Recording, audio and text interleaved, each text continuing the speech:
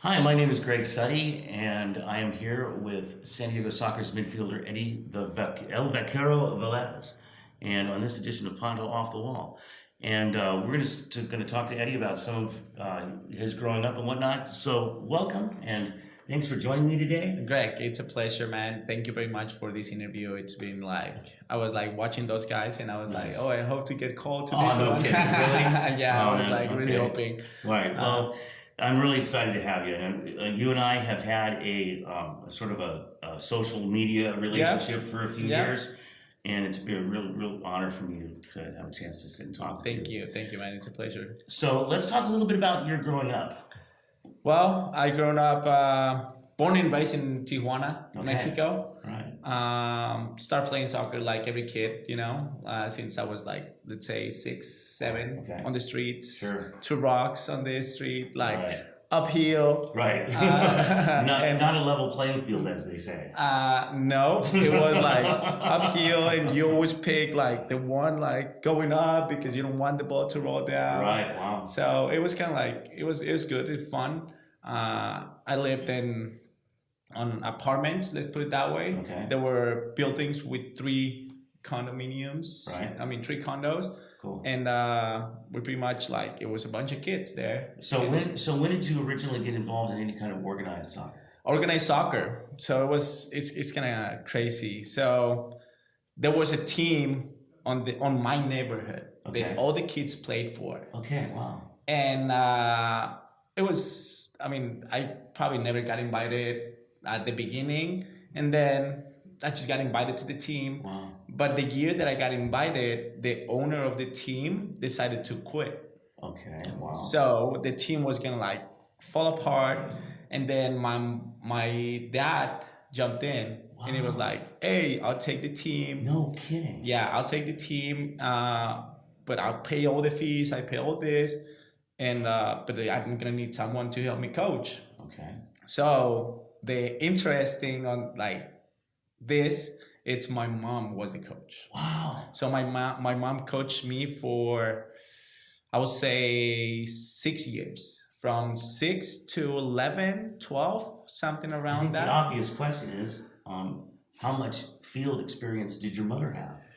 None. Okay. None. I mean, she didn't even like soccer. Okay. Watching soccer. I know that she played when she was like little too. Sure. She was playing with her brothers, Okay. and I mean, she loved soccer. But clearly she had administrative skills. Oh yeah. Okay. Oh, yeah. Obviously, Yep. in order to take Yep. on a team And- like and- that. Exactly. So Wow. I remember that she had all the player cards Nice. with the pictures, Nice. and she set up on the dirt the Wow. lineup. You're playing here, you're playing here, Wow. you're playing here, you're playing here. You're the goalie, and are we good? Yes. So it was like pretty much how everything started for me as an organized soccer career. Let's put it that way. So did you move from there directly into a professional? Did you go to university? How did that work out? No. So in Mexico, it works a little bit different than probably US.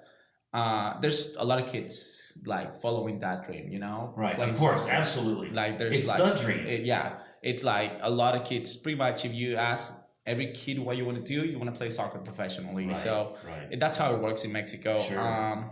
I'm not gonna lie. I was like, I would like to play soccer professional, but I never thought about it. Okay. I was I would just like soccer, and I was just like loving soccer. Right. But then I started getting called for the state team. Then I started getting called for the national team. Then I Wow. started getting called. So it was like I played a couple nationals like around the country, and ended up like going well for me. Yeah. When I was 17, I moved to Guadalajara. How did they scout you? I mean, how are you scouted when every kid out there is out in the sandlot playing the game?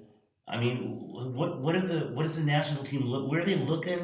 Where are the They state look teams into looking? in national championships. Let's say the state of Baja California Sure. plays The other 30, Sinaloa. yeah, Sinaloa, Jalisco, Right. Monterrey, Sure. like, and they go and they pretty much watch the finals. They watch the round of 16, and they Gotcha. get the best players out of that. So that's pretty much how you get picked. But, Okay. And that's how it pretty much worked. Wow. But it's like, it is interesting because obviously you never know, right? You go I there. guess not. Yeah, you never know. And you go there and you try to enjoy every single tournament. You're young. As a player, though, if that's the venue, as a player, you do know that they're in the stands. You do know that I have to be, as a player, I have to be putting out my best today because this is the day that the scouts are in the stands. You don't know. You don't know. I didn't know. Wow. Okay. I didn't. So wow. I think that's what it was better for me. I guess. Wow. Because if I knew that somebody was watching, I would probably, I mean, at that age, probably try to do something. Maybe different. try to showboat a little bit. Yes. Wow. You know, okay. and I was just playing normal, and I was just playing like which is what they want to see. Exactly. Right. They want to see that, and kind of, I mean, in that working out, showed up to the U15, wow. and it was a great experience. I guess. And then 2 years later, I got called to go sign a contract with Tecos in Guadalajara. Okay. It didn't work out. Okay. I'm kind of like a trouble kid, you know. A little bit on the field. You can see a little bit of that. I mean, and I'm passionate, and it didn't work out. Let's put it that way. Sure. And I pretty much ended up going myself to another organization, Atlas, at that time. Okay. And I ended up signing there, and I stayed there for one tournament, 1 year. Wow. And then I came back to Tijuana, Mexico, play in Tijuana with the second division team in Tijuana for 2 years. Okay. And then I get married. My family comes up. There it is. Yep. I get married, and I decided not to play soccer anymore because I thought it wasn't good. It wasn't good for my family. I was young. I was 21. Right. I was 21, but I was like trying to make that change in my life and trying to make that change in my mentality. I wanted to play soccer, but I don't think that was the best option or the best for my family, you know? So I kind of like decided not to play soccer anymore, and that was it. So did somewhere about this time, actually a couple of years later, I guess, someone gets in touch with you, or you start putting together an organization for this new professional arena soccer league? So how that worked? So we're talking about the Tijuana Revolution. Yes. So how did that ever happen? How that happened? It was my first indoor experience, professional. Right. It was with thanks to Rene Ortiz. Okay. Rene Ortiz called me out for the Mexican national team. Okay. 2005. That was after me being with the Sockers in 2004. Right. So you were there for one season in San Diego? I was there for the year they fought. Okay. So I was coach for Brian Quinn. Right. And and that was a tragic season too, because it was tragic because the Sockers folded midstream. Exactly. And that was so. It was sad for me. It was sad because I was so excited. I was so pumped about like coming into the Sockers because I grew up. Sure. I mean, watching the Sockers. I grew up watching Rene Ortiz. I grew up, you know. Right. I used to work with my dad, with my uncle, and the Kobe swat meet. Really? And I would just stay. You're kidding me. Yep. I would just stay. We used to sell t-shirts. So for the information of the viewers, the Kobe Swap Meet is an outfit that sets up every weekend in the parking lot of the Valley View Casino Center. So what Eddie's talking about is here he is in the Kobe Swap Meet watching the goings on at what was then called the San Diego Sports Arena. So, yep. Yeah, go on. San Diego Sports Arena. So we kind of stayed and wait for the games on Saturdays or Sundays when they played. And I mean, it was fun. It was fun for me. Wow. So when I got the opportunity to go and try out for the Sockers, I was like super excited. Wow, when I got signed by Brian Quinn, even more, you know, I was like, I talked to my wife. It was like, hey, I got signed. I called my wife. I was so excited. I remember, and I'm still like, wow. Wow. And I mean, it was kind of like sad. Yeah. Because I was like kind of expecting a lot. Right. But I mean, it is what it is, right? Right, It's right, part of right, life, and right. then you gotta move on. So that was your first experience professional. That was my first experience in indoor professional. Indoor professional. Yeah, Right. and then Renee called me for the Mexican national team. 2005, 2006, I signed with the California Cougars. Oh wow. Okay. So you're playing with Brian Farber. I played with Brian Farber, Aaron Susi. Susi, Evan McNeely, Right. Enrique Kix-Tovar, Vicente Figueroa, Matt Caution, Craig Cheer, Bernie Lillebois. He was my teammate, and then he became the coach. That's right. I mean, and you won a championship. I didn't. No. So I played 2006 to 2008. 2008, I tore my ACL. Oh man. Tore my ACL, and I didn't renew my contract. And that was the year. And that was the year when the PASL started. Okay. And I wasn't there, but so that's how it started. Okay. The Revolution Tijuana. Right. I was really close to the commissioner, Kevin Milliken. Right. At that time. Right. And I asked him like, hey, what do you think about a franchise in Mexico? Right. So he was like, are you serious? This was the first time going south of the border, wasn't it? This was the first time. Wow. Yeah. So I was like, and he asked me like, are you serious? And I'm like, yeah, I'm pretty sure I can put up a team and compete on the league.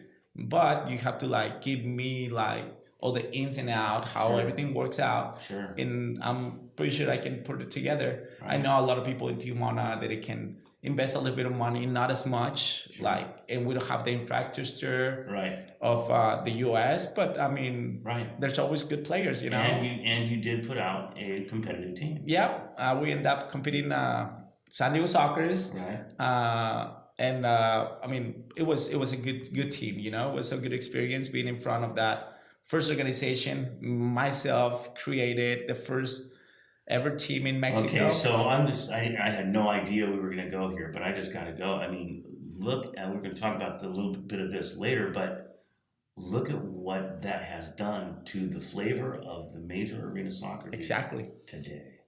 That is extraordinary. I mean, we've got now that style of the game, the south of the border style. Yep.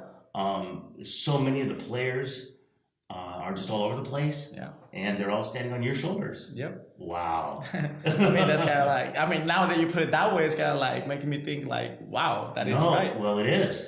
Absolutely it is. And I mean, it's been like several teams prior to that, of course. right? La Raza, Potros in Mexico, right? Right. And it was, but I mean, I'm pretty like, I'm glad that I started that. Because the Monterrey La Raza was there, and obviously there was football rapido was going on in Mexico already, right? So, but to bring those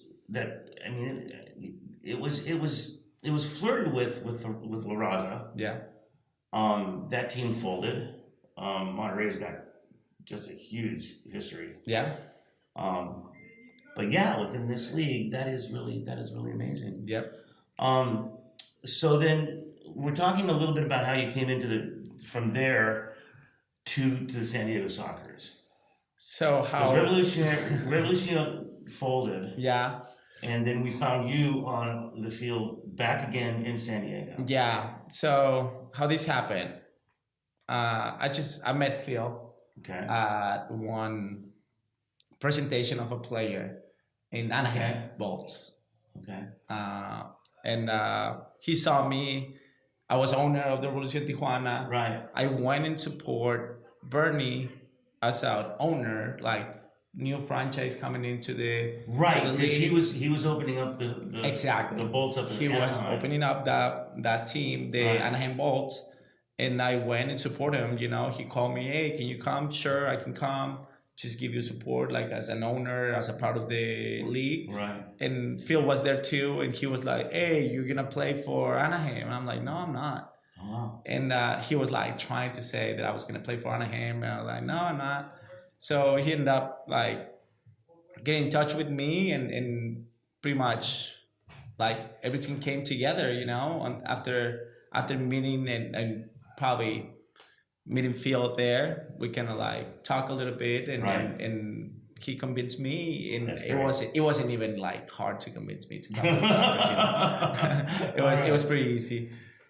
So the San Diego Sockers have what I'm looking at is, hey, look, we got the owner and rock star from the Tijuana Revolucion. They folded. Here we got him on our field. And this wasn't the beginning of bringing the Mexican style of play into the Sockers, but it was a huge asset. Like you were saying earlier, you're you didn't use the word fire plug, but I will, on the field. I mean, you're an aggressive player on the field, Yeah. and you make a statement when you're out there on the field. What I would like to do though is I'd like to talk a little bit about where we go from there to the 2015 World Cup, because now we've got the San Diego Sockers at that point in time was a huge movement in that happening. Yeah. Phil was behind it going on, and a lot of the players on both the Mexican team and the United States team came from the Sockers. Yep. And then going through the campaign, a grueling campaign, we end up with those two teams, United States and Mexico, Yep. playing for the championship. Yep. And you're playing against a lot of teammates. Yep. And so just talk about that a little bit, that experience. It was an amazing experience. Represent my country, and Right. represent my people, and Right. wear those colors. It's just amazing. I mean, like goosebumps every time that I talk about it. You do, yeah. And it's a World Cup. It's a World Cup, and being probably the only, for my neighborhood, let's put it that way, the only player from Tijuana, Mexico, in that Mexican national team. Right. It was like, And the teams from around the world showed up. exactly. I mean, it was a World Cup. It was a World Cup. It was a World Cup. Because they showed up. Yep. Now, they may not all of them been so familiar with the style of play that was Yep. going on, but I mean, they brought their teams. Mhm. They brought their players. Yep. They meant to win. It was a fabulous campaign. It was amazing. It was Yeah. amazing. I mean, we had to go through Brazil in the semifinals. That's you right. know? And it's a bunch of players that play in the league. They have experience, and they're good players. Right, different. Now that's true, because now there's a different flavor, because now you're playing guys who do know the nuances of the indoor game, Exactly. of the boards and whatnot. So I think that was one of the most. I didn't even think about that. Yeah, and it was Brazil. We went to shootouts, and we advanced. I mean, it was pretty good, pretty crazy. We faced U.S. and, like you said, Craig Childs, Yeah. Brian Farber, Yeah. Jeff Hughes, Right. Brian Harris from KC. Well, now and also some other players that you mentioned earlier that you played before with the Cougars. You got Exactly. Eddie Velez, you got Keeks Tovar. Kicks Tovar. Yeah. I mean, and they know me, Yeah, I yeah. know them, and Right. it's like kind of that feeling, You always want to like show on the field Absolutely. and prove that you're good. That's you know, right. And That's just right. show why you're there, That's right.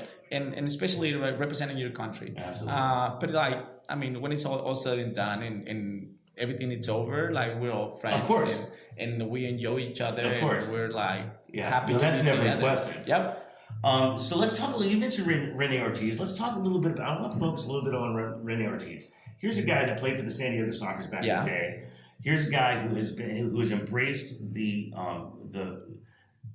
country of Mexico and representing that nation on the field. Yep. As a coach, as a player, and then also coming here, going full circle now, coaching here in San Diego. Yep. So talk a little bit about. I can tell you that I met Rene in Furati in Tijuana. Wow. I met Rene in Furati, Tijuana.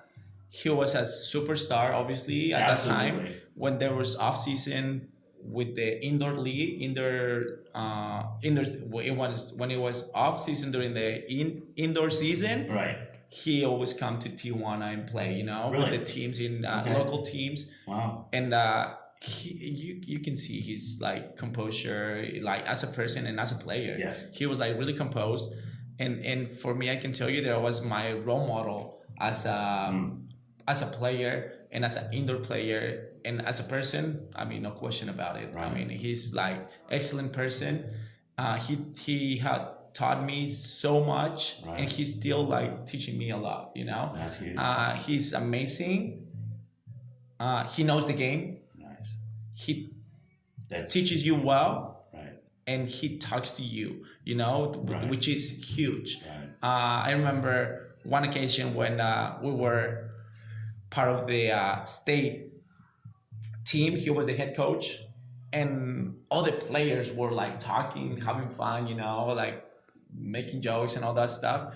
And then the coaching staff was on the other side, talking about soccer. And I was with the coaching staff, and I was like listening to all the experience they had. Yeah. And I was Absolutely. just listening and Yep. listening, and I was so amazed Yep. how like everything like goes, and Right. it's just like probably that's what it catch me from Yes. Renee, like those experiences, those talks, those like, I mean, pretty much. So now, the San Diego Sockers have brought in recently a lot of players from Mexico. Yeah, I don't speak Spanish, and I so do sometimes. that has limited me here in these interviews Yeah, as to some of the guys that I would love to be able to interview, but I wanted to make certain that I had a chance to talk with you because, well, for that reason, I can talk to you. But what I wanted to do is I wanted to talk a little bit about how that has affected the team chemistry on the field for the San Diego Sockers over the last couple of years, bringing these guys in. Have you been sort of a liaison on the field for them? I mean, yeah, I think so. You can. I've been. I mean, I don't like to talk about myself, but it's like. well, we're here to talk about it. Yeah, but I'm not. I know what you're saying. I mean, I know what you're saying. To be honest, I think the chemistry of the team is being good. It was kind of weird at the beginning. Yeah. Because the language barrier, like Well, you said. Sure. I mean, it was like crazy. Even Coach Phil Savaggio was like, he needs to learn English. And I'm like, yeah, he's been 3 months here. How you want him to learn English? Give him time, Right. relax. Right. And then I've been kind of like that mediator between. Not just the language barrier, though, but are you that also in the sense of the play on the field? I mean, are you kind of that guy that I'm just sort of shooting in the dark here, but are you kind of that guy that is able to get the two styles to make a style? I was talking to Matt, and I mentioned this to Matt, and Yeah. and we kind of concluded that the Sockers are sort of making their own style. Yes, that is true. That is true. The Sockers are being making their own style, and what I can tell you is that I'm like I said, I'm an emotional and I'm a passionate and I'm a player that I'm gonna be. Doesn't matter the score if we're winning or losing. Right. I'm gonna be pushing for more and Absolutely. more and more. Absolutely. And I can talk to every player and I can grab them from the shirt and tell them like, let's go. We Right. gotta do this, and we Right. have to like pump everyone up. Yeah. And I think that's my role right now as a veteran, as an experienced guy. I can talk to everyone on the team, Right. which I don't have that language barrier, Absolutely. and it's kind of good for me. That some of the players come to me and approach me like, hey, what's up with this? What's up with that? And I talk to the coaches. It's kind of like that chemistry Right. that has been going well lately because It's it was picked up hard. this season for Yes, and why is that? Because everyone is like pretty much mainly focused on one thing, it's Right. winning that championship, and that's our main goal. So everybody's on the same page. Everybody's on the same page. So That's neat. we go out there, we're on the field, we listen to the coach, and we try to do what the coach says. So let's back up just a little tiny bit and sort of in general make some specific comments if they come to mind. But let's talk a little bit about the last few years on the team with the team being eliminated in the playoffs, having good seasons, Yeah. having some just stacked rosters, but it not necessarily coming through in crunch time. Yeah. So talk a little bit about that. I mean, obviously it was hard.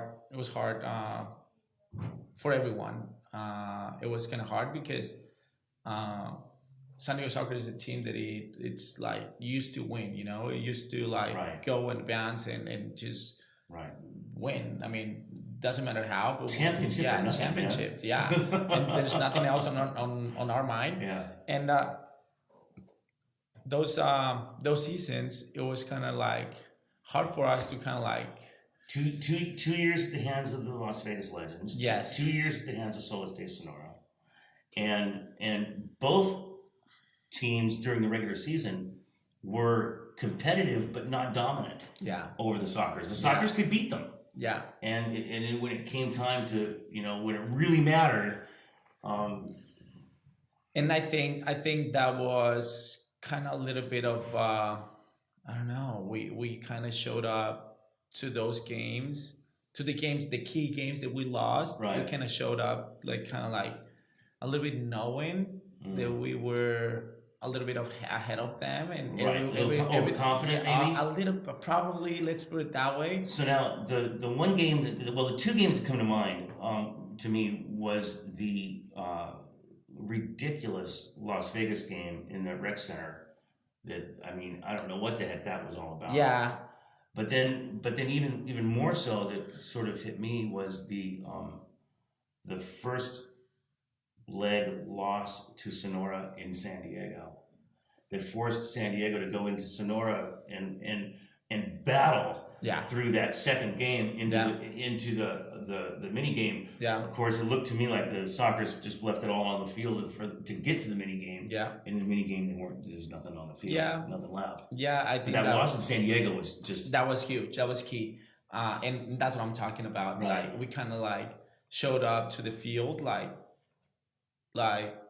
we're gonna pull this out. Right. And you can. I mean, I still remember in the first couple of minutes of the game, we scored the first goal Right. in that game. Yep. We scored the first goal like within like 2 minutes. I know, right away. In the game, and it was like 1-0, like up, and I mean, we kind of felt like we're gonna like pull that out, and we kind of start relaxed, I guess, and Right. and we just lose control of the game. Right, Lose control and of the Solis has always been a super high pressure Oh team. yeah, and I mean, they're I say Hispanic. I like to say Hispanic Mexican team Right. that never gives up. Right. Never gives up, and it's just pretty much the way they work. They just like battle and battle and battle, and they don't No- stop. no They don't stop. stop. They don't stop. High They don't stop. pressure. High pressure. Speed And on then- the field, Yep. And they just take advantage of that. Yeah. They take advantage of your mistakes and they capitalize. I mean, that's how it happened. So let's talk a little bit about something I'm missing. You had a tradition, personally, of scoring a goal and running over to Cowboys and grabbing that huge sombrero. Yeah. I'm going to throw a question out there. Correct me if I'm wrong, but did the league tell you to stop? No. Actually, no. I thought maybe it was something about rubbing it in their face. No. So all this started when I came into the Soccers. I wanted to like put something special, You did. something. I would say like Mexican to the flavor of the Soccers. And then there's Cowboys sitting on the side. On exactly. The sideline. And at that time, Cowboy didn't wear that huge sombrero. Cowboy was wearing just like Texan little sombrero. Oh, that's right. That was in Del Mar. That was in Del Mar. So when we were talking about it after the game, and I was like, I want to celebrate with a jarabe tapatio. Right. And he was like, I have a sombrero. And I'm like, bring it next game. If I score, I'll go to you. So that's pretty much how it started. Wow. And I mean, it was pretty much like amazing. Well, we miss it. I know, right? I miss it too. You know what happened? I mean, probably these last 2 seasons for me hasn't been the most productive Okay. on the offensive end. On the offensive Offensive end. Like I said, I'm a team player. Right. I will do whatever the coach asks me to do, Sure. and if that includes like just defend, I will defend. You That's know, right. That's right. that's probably why you guys haven't seen it that Okay. much. All right. I have scored one goal at home, and it was against Sonora. Right. And I was like so like excited to score that goal because Right. I was coming from an injury. Last year I had an injury for 3 months. I couldn't make Right. it. And I want to talk about that a little bit. Yeah. You and I saw each other at one of the practice sessions this season, and we talked a little bit about you not being on the field. Yeah. Talk about that injury this year. Yeah, that injury this year has been it was my hamstring. Um, it pulled me. I mean, obviously with the team that we have right now, we cannot have that little like you cannot be off the field that much That's because right. the other player is gonna step on and it's That's gonna right. do the job like probably same as you or better. That's right. And we don't have that luxury anymore, you That's know, right. to get injured and just get back like nothing happened. To be honest, from a fan standpoint, that's really kind of cool because it pushes all the players. Exactly. It pushes all the players, and that's what it's supposed to be. That's what it's supposed to be, and I'm all down for it. Yeah. And I mean, I always tell Coach Phil and Renee, like, we have to be battling for a spot on the field. Nice. We have to be battling. I'm a competitor, and I want to earn that spot, and I want to be on the lineup. And if I want to do that, I have to show up on the during practice and show what I can do. So that injury kind of like pulled me back. Last year it was even worse. It was my groin. But this year kind of like it was like again like at the beginning of the season, and it was against Sonora. And that game when I scored the second time that I jumped on the field, I pulled my hammy, and I knew it was bad. No, I knew it was bad. You know injuries when they happen, you know right away. And that's what it's been like. Probably pull me off the lineup because it's been hard for me to get back. The age is getting to me. I mean, probably nobody knows, but I'm 36 years old. We do now. And it's like it's getting that to me, you know. And I'm trying to be a little bit more smart. I don't run as much as you used to run. Sure. I don't attack as much as you used to attack, and so I'm pretty much mainly focus on whatever the coach asks me to do. So let me play a little bit off the not attacking as much. So this Saturday, you're on the field. Yeah. And I'm not going to play the fact that you weren't attacking or not, but I will say that on the defensive side of the ball, you're stacked up against Nick Pereira, and I'm kind of going, wait a minute. Okay, so Eddie's not the biggest guy on the field. Nick Pereira is a monster. He's a monster. He's huge. He's strong. He's strong. He's skillful. You he's know? like smart. As a player, you just got to go in because I'm on. That's my. Yeah, I think it's one of the things that I never look at the size. I never look at the size. Well, in soccer, you really can't. Yeah, and you can use a smaller size to the advantage. The player can use that to the advantage. But... Yeah, and I mean, Nick Pereira, Tayu, I was playing as a defender. Yeah, right. I mean, years prior, right. and I love those matchups. I love those because I mean, that challenged myself, and sure. I'm pretty sure that I can handle those guys. Right. I'm probably not as big, not as strong, but I'm feisty, and I'm there. I mean, and you're not gonna get rid of me. They're not gonna get rid of me like this quick, you know. Right. And that's probably one of the things that I have, you know. Right. I will never give up. I will never give up. I will just like keep battling, and leave it on the field, and I will put my chest for this team. That's right. Awesome. So now that brings us right to this season. How are we doing this year? Look at where we're at. I mean, come on. There was a little scare up in Tacoma. I mean, I don't know what that was all about, but I have to sort of apologize a little bit because I actually believed that Tacoma had a chance to win the playoff. No. And I think that San Diego pretty much showed them that there was no chance. There never was a chance. You guys are gonna get beat. Yeah. 15-5 was the total score between the two games on Saturday. I mean, that was impressive. So going forward, I mean, the Sockers finished the season with the second best record in the league. Unfortunately, the team that they're up against now has the first best record in the league, so it's a trip to Monterey. Yep, it is a trip to Monterey. You've been to Monterey this year. We've been to Monterey this year, and they beat us 6-3. But I think we have the capability, we have the guns, we have like the personnel to go and pull the job there. I think this team has been come together have become together to where we have to just mentalize prior to the game Right. to everything click. So Matt made a comment that during that game in the second half, Monterey was able to get the Sockers playing their game, playing Monterey's game. A little bit. I wouldn't say no. A little bit. They kind of get into our heads, Right. and it's always hard. It's always hard to play in Mexico. I mean, you kind of have like a lot of stuff against you, Yeah, but right, I mean, this team in all these players like are pretty much built for that, and Right. that was what we needed to know what we were gonna face now. And I think it was good for us to lose that game, so we showed up there now ready and prepared to go. I agree.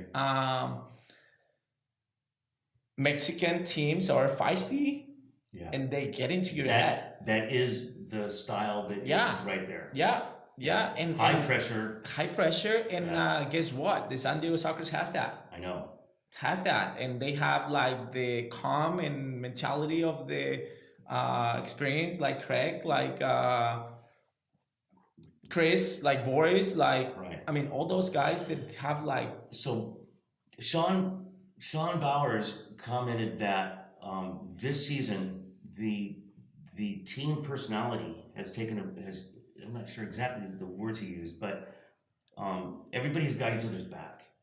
That hadn't necessarily been the case years prior, where there was a little bit more individuality going on Yep. on the field, and that this year the players are more of a team, I guess. Yep, and you can tell that right away when Craig Charles is our captain, and he's been doing a tremendous job by leading us on the field, because that's what he does. He's a great leader, Right. and he does good communicating, and he's not scoring goals, he's giving assists, he's I know. working defense, and he's like working for the team. I know. And you can see like He's coming pretty back much and making sliding tackles right in front of the goal. exactly I and think it's that's crazy. and that pumps everyone up. Yes. Farber bringing like that, always like fire to the field, Right. and Flying through exactly, the air. flying and battling, Yes. and like Absolutely. and that's what we need. Like Yeah. everyone is becoming together now. Everyone is like kind of like bonding, Yeah. let's put it that way, and it's working out perfect. Like Sean said, this team is like it has gone to another level, but still we have to prove it, right? Right. Nothing is for sure until you like hold the cup like above your Sure, head. it sure would be nice to see the championship game in San Diego this year. Of course, that's what we're looking for, and I think there will be nothing better than have the championship game in San Diego and win the Ron Newman Cup. I know. It's time. We've been waiting so long. It's time. We've been waiting so long. We've been working, and the organization has been working. Phil has been doing a tremendous job, like Yes, putting he this team I together. agree. Chiqui Luna. I know. It's so cool. Cheeky on the field was awesome, and Cheeky on the bench is awesome. Yep, and they've been putting all together. Sean Bowers, like all the front staff, front office. Everyone is like working hard to get us there, and we're being treated like special. That's We pretty feel good. special, and we Well, have to like. You are special. You're the San Diego Sockers. Yeah, right out loud. I know, and we like everybody knows the San Diego Sockers are special, but when you're here Right. and you feel that. That's right. That it's like right. even better. Yeah, no know kidding. you have to give something back. That's right. And what is that? Boom, just leave it on the field and working as hard as you can. Right. To Right. bring that Running Cup back. One of the things that I think is really impressive is when a team or a player chooses to get physical on the field against the soccer's players. Um, Maybe a little too rough here and there, calling penalties or not, either way. The Sockers tend most of the time to respond to that by winning the game. Instead of getting in, there was a little bit of a tussle going on lost it a little bit in Tacoma, but that doesn't happen very often. Yeah, I think, like I said, and I'm not gonna get tired of mentioning this. We have the capability and we have the tools Right. to pull that out, and Right. and like I said, we can be physical too. Right. And we can be physical and we can kick, we can Right. we can push. I mean, we can do that, and, Yeah. and I mean, if it comes to that, we're good enough to kick people and still pass the ball around. Sure. To keep Right. possession of the ball. Right. We're gonna kick you. We're gonna push you, Right. and we're gonna move and we're gonna work Score a you goal. out. Yeah.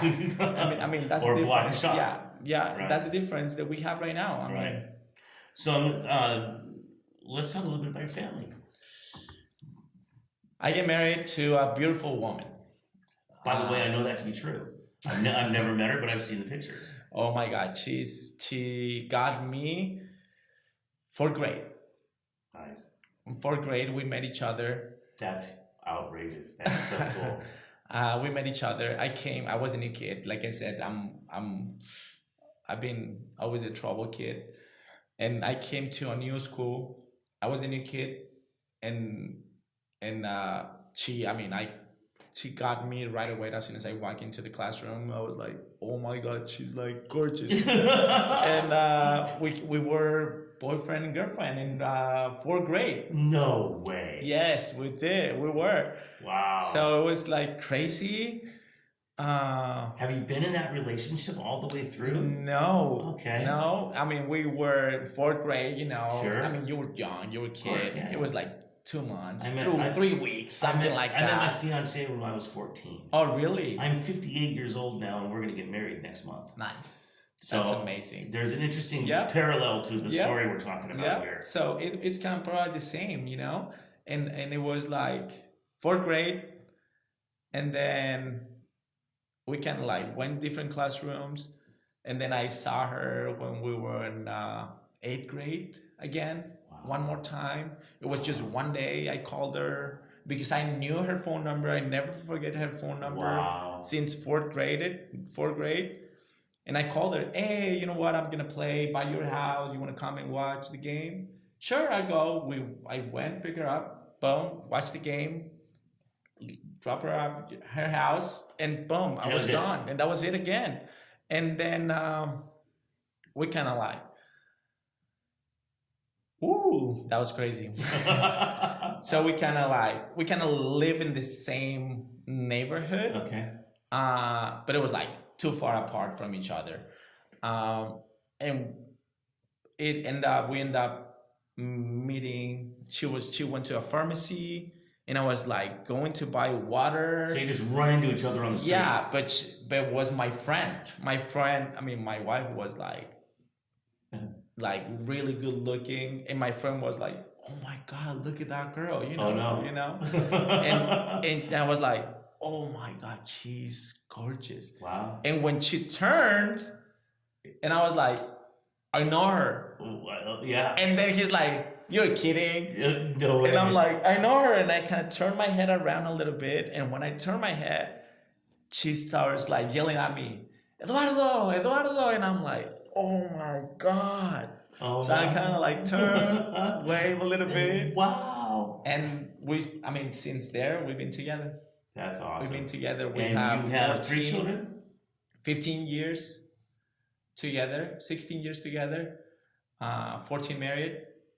And you have 3 children? We have 3 kids. And one of them is new. I mean, Yeah. a 2-year-old, 3-year-old. Yeah. 2, almost 3. Almost 3. And The other kids are what, young teens? 14, Okay. 11, turning 12 in June. Okay. And the little one is going to turn 3 in April. Well, that's huge. You're a blessed April. man. Yep. You're a blessed man. It's been amazing. She has been keeping me like where I'm at. Right. That I What? mean, So she doesn't let you be the trouble kid anymore? I'm always gonna be the trouble kid, Okay. and she Okay. knows that. Okay. I'm the loudest guy on every party. I'm the loudest guy on every in the locker room. I'm the Okay. loudest guy like everywhere I go. Okay. I'm the loudest guy. Okay. I don't know. I mean, it's just like probably It's your spirit, buddy. it's my spirit, right? And I mean, she always keeps me like kind of like for the on the right road and the right track and I mean she's been amazing, Yeah. amazing for 14 years. I love her, and I don't think I'm gonna love anyone like. That's an amazing story, man. Yeah, it's just like Fatherhood's pretty solid, isn't it? I'm sorry. Fatherhood. It's Yeah. pretty cool, isn't Oh it? yeah, it Yeah. is. It is amazing to be honest, and then I New mean, surprises every day. new surprises every day. That is true. I mean, even if you've gone through it, I only have one child, but even if you've gone through it with an older one, the new one coming up along is going to have new little tricks and games. Yep. Yep, and it's crazy. That's very that true. kid is the little one. It's just it's another Eddie. He's like it's a troublemaker. Well, that kid is like is his name is Eddie, isn't it? Eduardo? it's Eduardo. It's So Eduardo. what do you expect? I mean, you named him. Yeah. So I was like looking. So how this happened? I was looking for names. You know, you always have a list. Sure. Yeah. And when if it's a boy, we didn't know if it was a boy or girl. Good. So I was like looking for a girl name. I was like kind of like feeling that it was gonna be another girl because Okay. everyone told me you only do girls. You only do girls. You only do girls. And I was like, yeah, that's probably right. So I wasn't expecting. And when I found out that it was a boy, All right. I was looking at the ultrasound, and I was like, boom! I started crying. My tears came down, and I was like, oh my god! I was so excited, Yes. and I know was that. like, I know the feeling. and oh my god! It was like, his great. name is gonna be Eduardo, Awesome. and she was like, you just said it, You got perfect. it. Wow. And it was like, so how I expect this kid is like, I'm pretty sure he's gonna be a good boy. Yeah. Well, He's amazing. gonna get us in trouble. Yeah, probably.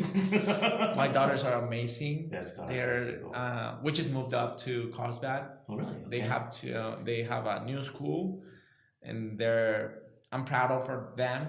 Yeah. Why? Because they're advanced. They're advanced in math. They're Sure. advanced in That's- every that's single so cool. thing. They That's so have cool. A plus. That's so cool. And it's like, I mean, what can you ask like as a What dad? more could you Yeah. ask for? Yeah. And I mean, That's it's great. I feel blessed, to be honest. You are. My entire surrounding, all the people that surrounded me, including you, it's like it's just amazing. It's just amazing. I thank God to have this and to give me this opportunity. You know. Well, Eddie, it's been really great to sit here and talk with you. I've wanted to do this for a while. Thank Thank you very much for joining us No, thank you, today. Greg. This has been Ponto Off the Wall with San Diego Soccer's midfielder, Eddie Velez.